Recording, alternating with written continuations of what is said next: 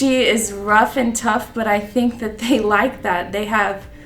She has expectations, and they know that, and that's something that kids don't always have, so it's consistent, and I think that works. And she has her little banter with them and can go back and forth and enjoy having someone consistent in their life. She knows every child by their name. She knows their siblings. She knows their family. She greets them by name every time she sees them.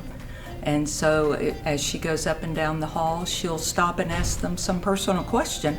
How's it going? How's your brother or your sister?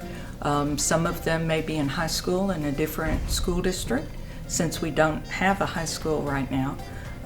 Or she'll ask about family members or something that's going on in their classroom, because she knows what the teachers are working on as well. I think naturally people think if you're in a principal role that your relationship is with the adults. Her success comes from the exact opposite. It is that relationship with the students. It's her not necessarily preaching, but leading by example, by showing that relationship of connectiveness with the children that put parents at ease. Even if a child might make a wrong decision that moment, she always approaches it with just that. It was one moment, not at all reflective of what that child future is, and doesn't necessarily tell us the whole picture.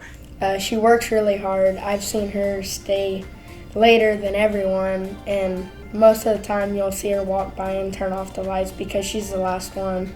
She works really hard. She helps the students, and she's a nice person to the students too. She's really nice, and I love her. She's a great principal, and she used to walk around the classrooms and talk to us. I really loved her. She was nice and happy. Kendra, congratulations for being the Distinguished Educator of the Year. I'm so proud of you, and I couldn't think of anyone more deserving. Love you. I'd just like to tell Kendra congratulations on being named the Educator of the Year from Sam Houston State University. And we're so excited for you to have this great honor, and couldn't be more thrilled because I cannot imagine a more deserving person than you. Congratulations, Kendra. I cannot think of anyone in the whole world more deserving of this honor.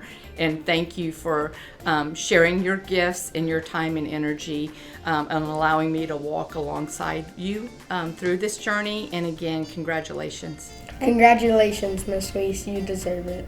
Congratulations. I really think coming to Pawnee ISD and having the kids from pre-K through 8th grade and seeing them transition and seeing them as not adults, but high school students, and them coming back and going, this is what helped me. Those are the moments that keep me going, and making sure that we continue to do those things and add to them as we go along.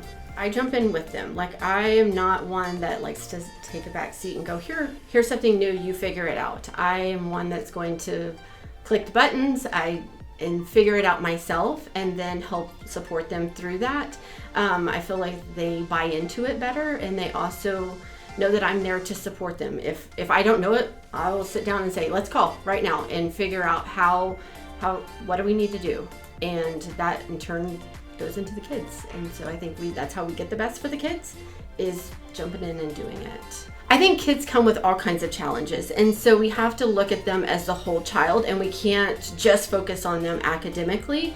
We have to look at what's going on. We may not be able to change those things, but we can also provide support in those areas. That is a challenge in being in a rural community, but over time you build up those resources and know, who can I go to for something that child needs? Who can I go to for something else? And so really looking at that whole child and the family. If we can support the family, and that in turn helps the child, we're not going to get anywhere academically if we don't have all of those things playing together. And so I think teamwork, and our communities are small, so they are willing to help. They always want to know, how do I help? What does that look like? And so we're always looking for volunteers. It may be just different attention, clothing for children, whatever that is, they're willing to help. And I think that plays to our small community, and they're willing to willingness to reach out and help any way that they can.